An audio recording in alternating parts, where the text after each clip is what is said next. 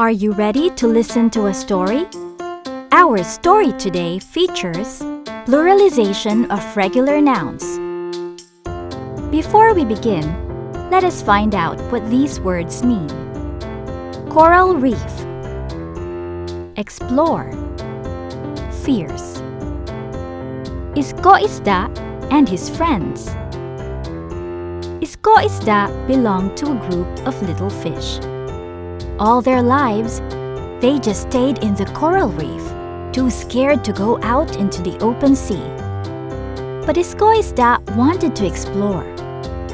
"We can't just stay here forever," said Isko-isda to his friends one day. "But Isko, you know there are huge fierce fish out there," answered one of his friends. "With just one gulp, that fish can eat us all," answered another fish who definitely looked terrified at that idea. "And besides, staying here means we are safe," said another friend. "But we'll never know what's out there," Isko insisted.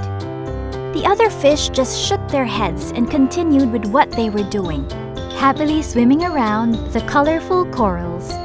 That night, Isko-isda couldn't sleep. "We must think of something," he muttered. All night, he kept on thinking and thinking and thinking. When the morning came, he excitedly swam to his friends. "Would you like to see what's out there?" Isko said as he looked in the open sea. "Of course, I'd like to discover what's out there too," said one of his friends.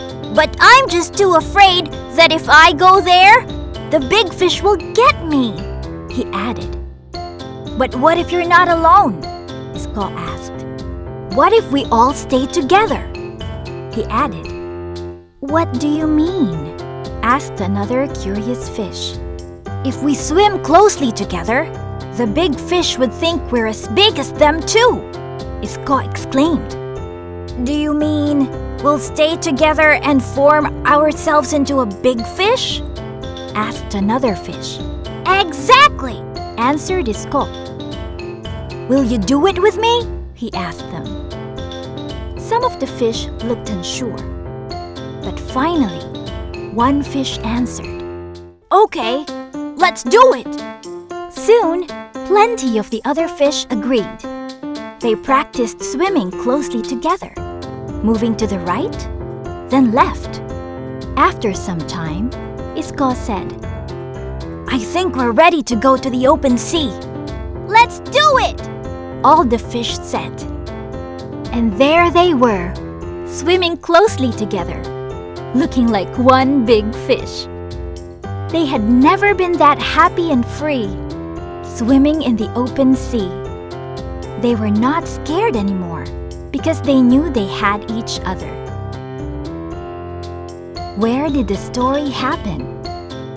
What does Isko-isda want to happen?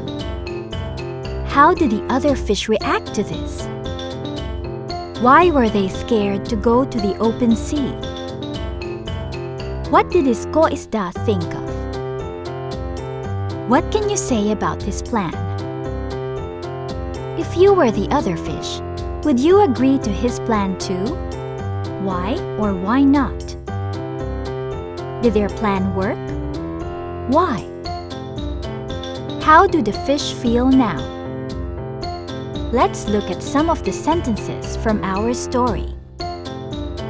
"We can't just stay here forever," said Isko-isda to his friends one day. "And besides, staying here means we are safe," said another friend. What are the nouns in the sentences?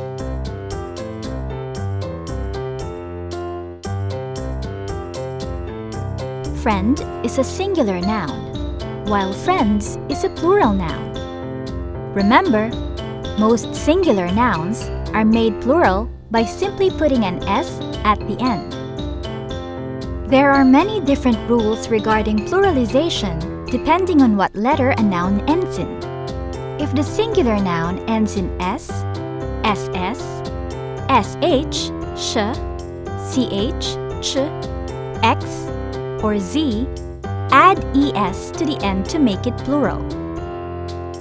If the noun ends with F or FE, the F is often changed to VE before adding the S to form the plural version, except for roof, belief, chef, chief.